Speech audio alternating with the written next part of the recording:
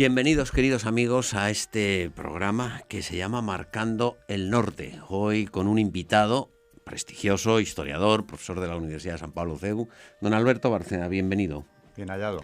Marcando el Norte, es la primera vez que está usted aquí. Sí. Y por lo tanto, hombre, yo sé que usted tiene un bachiller decente, de los de antes, y eso vale, pero como es de letras, usted sabe marcar el norte. Perdone la pregunta, no sé si le ofende o... Técnicamente quizá no.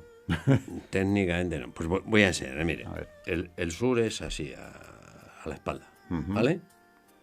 Haga así con la mano, para que... así, eso es. El oeste va para allá, para la izquierda. El este y el norte, no. El norte es así. El norte en este programa es así, ¿sabes? Tenía truco. Tenía truco. Ya ha aprendido, ¿no? O sea, ya. marcando no en lo horizontal, sino hacia el cielo. Ese es el norte que orienta este programa. Buena aclaración. Buena aclaración. Vale, bueno, pues ya está. No, lo digo porque además como se nos incorporan nuevos televidentes, porque crece la audiencia, así van aprendiendo. ¿Por qué se llama así el programa? ¿Por qué se llama así? No, Bueno, vamos a empezar una serie con el profesor Alberto Bárcena, que podíamos titular algo así como Las grandes mentiras de la historia. Las grandes mentiras de la historia. Y una de ellas es esa que dice que la masonería es un invento de los curas, una fijación de la Iglesia, algo así como si los católicos nos hubiéramos dedicado a cazar leones en los pasillos de nuestra casa como Tartarín de Tarascón. La masonería no existe. Tiene usted la palabra. Sí, bueno, yo ya he dicho alguna vez, y en público también, que la masonería ha tenido un gran éxito, que es presentarse como inexistente, incluso, o inofensiva, inocua, completamente, que es en lo que están ahora, sobre todo. Sí, porque ahora sí existe, ahora vas por Madrid y ahora... en la mejor zona de Madrid tienen la sede y ahí lo pone. O sea, sí, no, y además ya han salido a manifestarse y se me han presentado en algún acto público. ¿Cómo? Se presentaron con gran entusiasmo de doña Esperanza Aguirre cuando era presidenta del Senado con el mandil, ¿se acuerda? Que lo recibió, y doña Esperanza Aguirre tan contenta de recibir fue el Congreso Internacional de la Masonería, ¿no? Es que están en un periodo que llaman ellos de normalización. Ahí está. Que sea aparecer públicamente. Y después hay tontos útiles que le siguen la cuerda. Sí, también hace mucho la ignorancia, claro. Y como en tantas cosas, aquí hay una ignorancia grande, porque la gente habla por hablar, no sabe exactamente de qué está hablando al hablar de masonería, pero claro que existe, tiene una trayectoria histórica larga.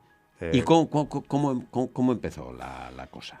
Pues es una secta secreta que nace en Londres a principios del siglo XVIII y bueno, así en principio con unos objetivos muy concretos.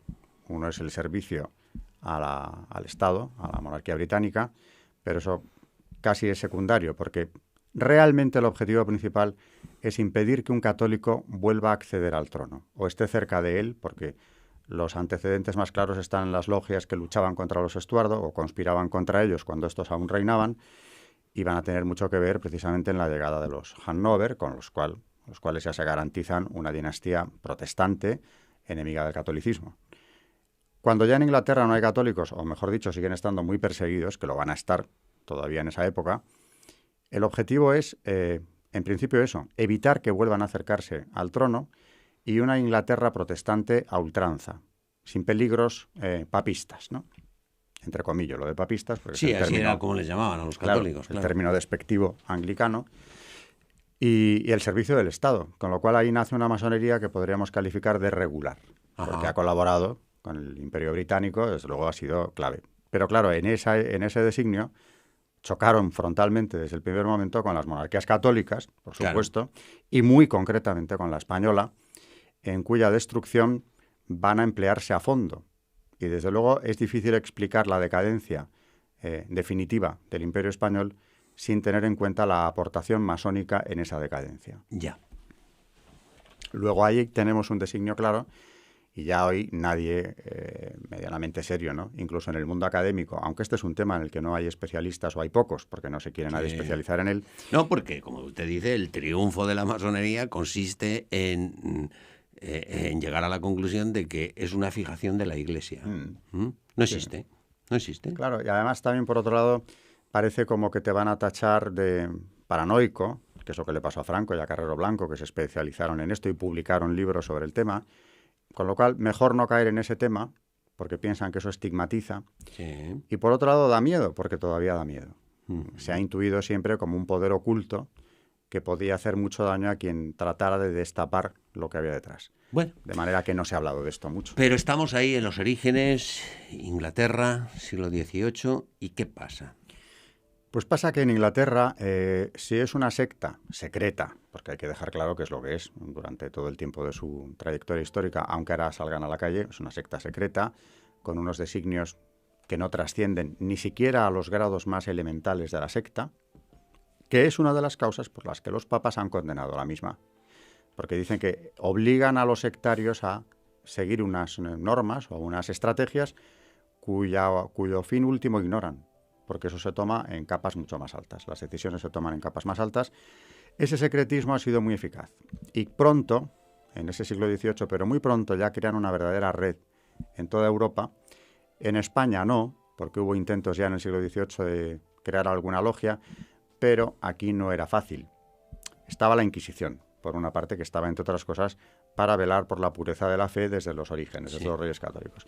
Y aunque ya la del XVIII es una Inquisición muy decaída, pues intervienen casos como brujería, por ejemplo, que, por cierto, hoy en día nadie perseguiría, porque es algo perfectamente aceptado, incluso. Como está en las televisiones, pincha y hay una bruja. Bueno, no, y además el propio satanismo tampoco ya cuenta con un rechazo general. En Harvard han estado a punto, en el pasado mes de mayo de este año 2014, de celebrar una misa negra. De celebrar una misa satánica. Sí. A punto, ¿eh? Se impidió por cuestión de horas.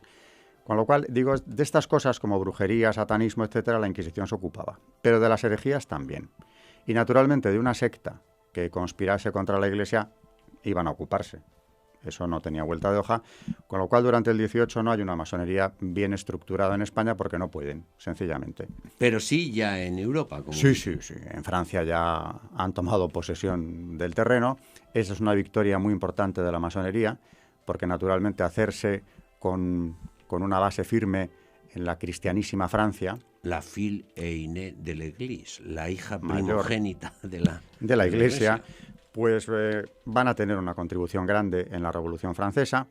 La masonería, que es deísta en origen, en su origen británico es sobre todo deísta, es decir, defensores de que del rechazo hacia una fe revelada en aras de la defensa de una fe, bueno, o de una creencia en un Dios. Según se nos ocurra. Sí, un Dios, un ser supremo o un gran arquitecto del universo. Que nosotros nos imaginamos. Sí, que ya veremos cómo es. Pero es una construcción racionalista que rechaza la revelación. Eso tiene que quedar claro de entrada porque sigue siendo así. El rechazo de la revelación es parte consustancial de la masonería, por más que digan lo que quieran, que a día de hoy dicen ciertas cosas como que es compatible y que no tiene ningún problema. Lo tiene, y para eso los papas se han molestado en hablar de este asunto desde el siglo XVIII hasta la actualidad. Bueno, el último que lo ha hecho es Benedicto XVI, siendo prefecto para doctrina de la fe, en cientos de documentos. De pocos temas se han ocupado tanto los sumos pontífices como de este. ¿Por qué? Pues lo dijeron desde muy pronto.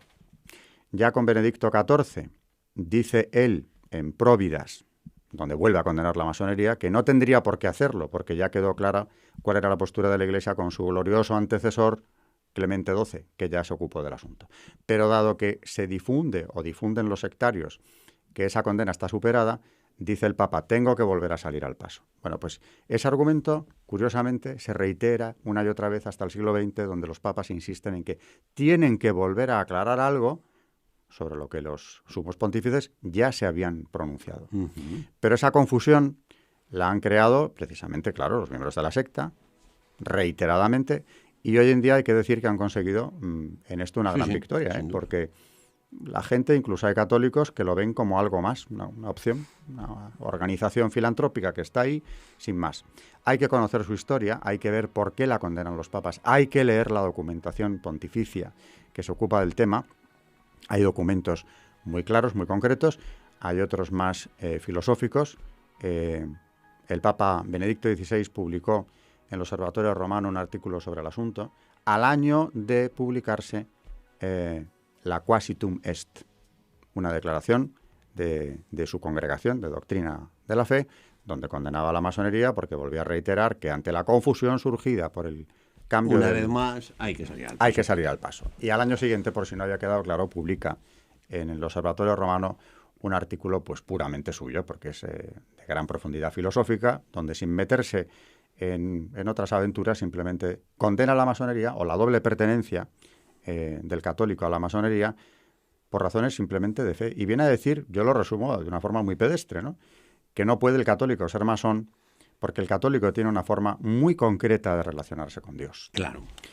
Y los masones tienen otra. Es como otra religión. Sí, sí. Y no se puede ser masón y católico como no se puede ser católico y budista. Claro. Por ejemplo, aunque lo de ser masón tiene unas connotaciones que el budismo no tiene, en principio, Sí, sí. ¿no? De lucha contra la Iglesia. Y además de tratar de aplicar, y lo han hecho mucho, una cierta ingeniería social anticristiana, desde sus orígenes hasta la fecha. Bien, pero sigamos con la historia, profesor, porque estábamos en los inicios ingleses, lo hemos exportado a Europa y hemos puesto un pie muy importante en Francia. ¿Estamos en qué siglo ya? Seguimos en el 18, Pero finales. No, ya a mediados... No, pero cuando han triunfado con la Revolución Francesa, bueno, sí, había hecho usted esa referencia, Sí, sí. ya a finales del 18 Bueno. ya está madurita la... Está madurísima, ya se está, consolidando plenamente. De hecho, los masones se van a encontrar con la facilidad de que la Ilustración radical francesa, como también es en parte deísta y desde luego anticristiana, en muchos aspectos, no hay más que leer a Voltaire, no estoy diciendo nada chocante. Lo que pasa es que también ese es un tema, de verdad, que no se puede tocar. Pero la Ilustración, el siglo de las luces, hay que verla con detenimiento. Hay que leer autores como Holbach, que es ateo y además defiende el ateísmo de una forma combativa. Hay que leer a Lamétrie, El hombre máquina, es su título principal, donde dice que somos máquinas, nos reduce a la condición a la animal. pura materialidad. Exactamente. Entonces, esa ilustración tan anticristiana, naturalmente va a ir de la mano de la masonería. Y la masonería no solo en Francia, porque también en Baviera nace en el 18 la masonería iluminista, que es luciferina por definición, y que tuvo que ver también ella con la Revolución Francesa. Porque desde Alemania, en definitiva, como digo, es una multinacional, ya la masonería va a influir en los sucesos de Francia. De hecho, la ejecución del rey y la creación de la Guardia Nacional Francesa se había aprobado ya en concilio masónico en Alemania años antes del estallido de la Revolución en Francia. Estaba todo ya programado. Entonces, con el triunfo de la Revolución, aunque en la Revolución mueren masones, porque aquello acabó siendo ya, cuando se salió de madre completamente, a la guillotina subieron masones tan conspicuos como el duque de Orleans, ¿no?, primo del rey, que votó su muerte, por cierto, y al final en aquello que se llegó a calificar por los franceses náusea del patíbulo, porque caían los propios jacobinos por docenas, incluso. Robespierre. El propio jefe de ellos, ¿no? Claro. Pues ahí claro que murieron masones. De hecho, ellos luego han tratado de presentarse como víctimas de la revolución. Ya. Bueno, vamos a ver, estaban ustedes en los dos bandos, pero la habían puesto en marcha. Claro. Lo que pasa es que luego... Se les va de la mano. Se les va. Como se les fue a los jacobinos, como se les va a la montaña, la facción más radical de los jacobinos, con el propio Robespierre a la cabeza. Pero yo diría que cuando ya se acaba la revolución, o se va asentando, queda algo ahí, en el espíritu nacional, o mejor dicho, en la clase política francesa, que ya no se ha ido. Con alternancias o con puntos álgidos, pero no se ha ido, ¿no? Que es un anticlericalismo fuertísimo, un rechazo, como digo, de la fe revelada, una presencia masónica fuerte, que ya va a ser una constante de la historia nacional francesa, por más que en el 19 habrá una reacción católica también muy fuerte en Francia, pero claro, las riendas del poder las tienen ellos. Ya. ¿Y en España sigue sin penetrar la masonería, eso que tanto le había costado en el siglo XVIII? Pues no, ya en el 19, con el propio José Bonaparte, amigo mío, ya viene una masonería regular que organiza él mismo, y tenemos logias tan curiosas en Madrid como algunas que se llamaban la Estrella de Napoleón. La Estrella de Napoleón. Hay otra logia que lleva el nombre de la emperatriz Josefina, hay otra llamada Filadelfos, que es un nombre muy masónico, ¿no? Como todo lo que hace referencia a la antigüedad, y especialmente a Egipto, el antiguo Egipto les interesa enormemente. Ya hay una masonería regular en España que va a utilizar José Bonaparte, o va a intentarlo, para lo mismo que su hermano. ¿Qué quiere usted decir cuando habla de una masonería regular? ¿Hay una irregular? Sí. A ver. Yo diría que la masonería regular, por entendernos, ¿no?, es la que está al servicio del Estado.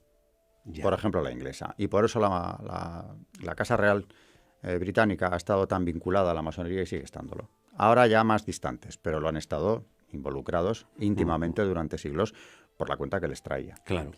La masonería regular en Francia o aquí en España es la que está al servicio del Estado. Yo creo que esa sería una buena división y José Bonaparte la crea, ex novo, en cuanto llega.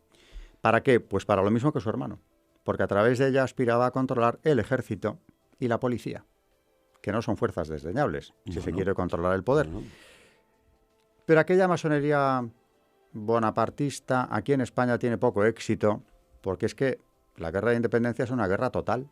Claro. Es la nación entera en contra de ellos. Claro. Y lo dice José a su hermano: no controlo más que el suelo que piso. Exacto. Y es una verdad como un templo. Con lo cual, aquella masonería, pues como todo lo suyo, no pasa de ser algo todavía fantasmagórico, embrionario, que no se desarrolla. Pero, cuando acaba la guerra de la independencia, 1814, pues ya se empiezan a dibujar claramente las dos Españas. Y en las dos Españas, que por entendernos también sería la que defiende el antiguo régimen, podríamos analizar lo que eso era, y la que defiende por contra el nuevo Estado, el Estado liberal, que también había que aclarar lo que es el Estado liberal decimonónico, que tiene poco que ver con el liberalismo democrático del siglo XX. Es un Estado, el liberalismo decimonónico es visceralmente anticlerical, por no decir anticristiano. E intolerante. Y de una intolerancia que va a llevar a persecuciones gravísimas. La letra del Trágala, que es el himno de los...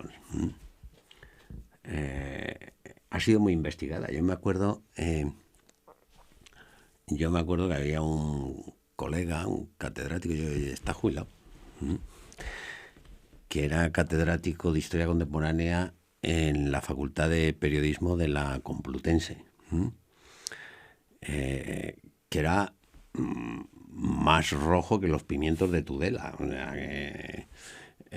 a él el Partido Comunista le parecía una cosa de derechas. O sea que, pero vamos, usted lo decía, estos son de derechas, esto no. Unos vendidos. Unos vendidos. ¿No?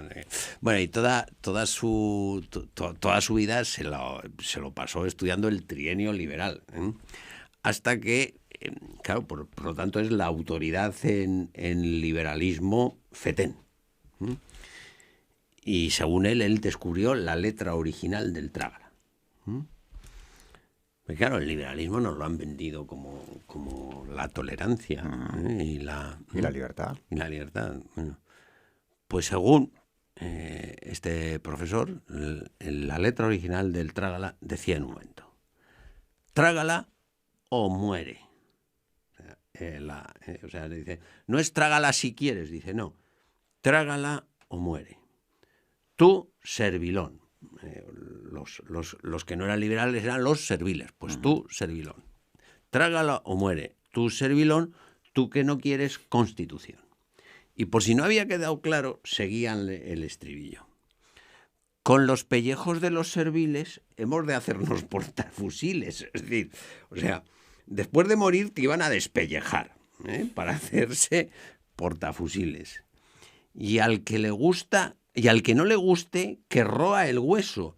Y un cordelito para el pescuezo. O sea, primero nos vamos a cargar al servil. Y al que le parezca mal, le vamos a ahorcar.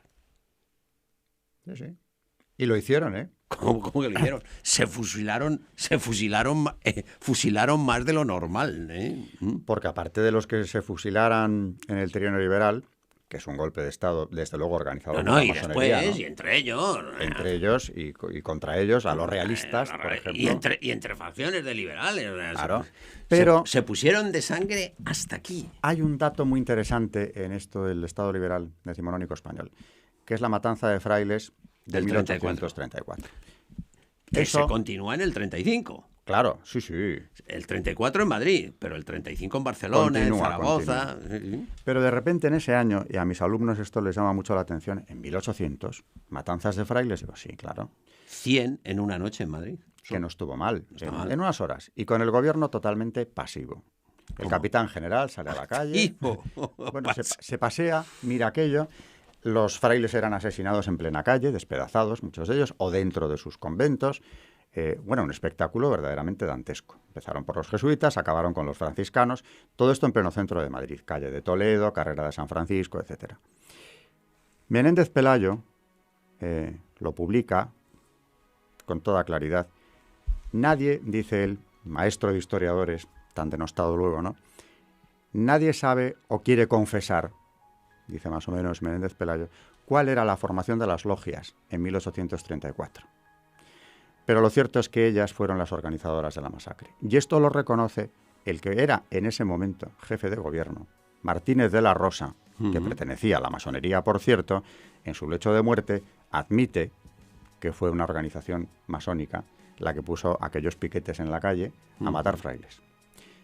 Con lo cual, en la católica España, en su capital, nada menos, aquella España que unos años antes había visto la guerra de independencia como cruzada, en buena medida, pues se lanzan a matar frailes. ¿Qué ha pasado?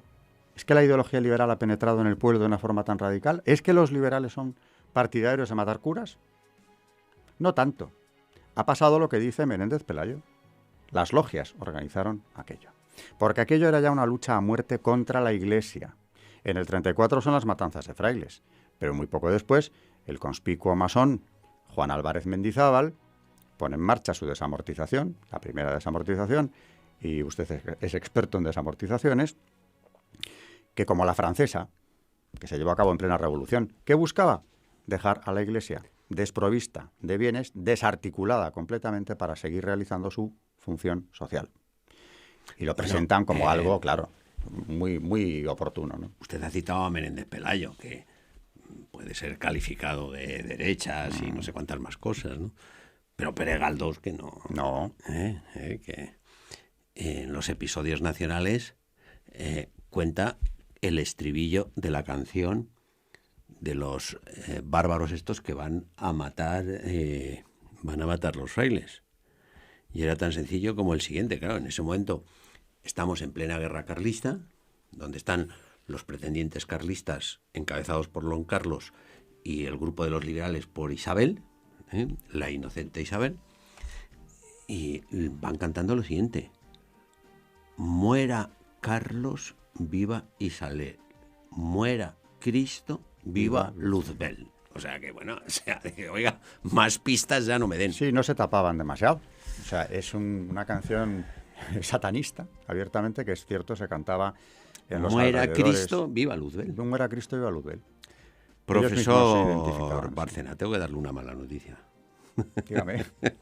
Tengo que darle una mala noticia. Estamos en los orígenes. O sea, yo le he hecho una pregunta así para que me contestase usted en 3 minutos de toda la historia.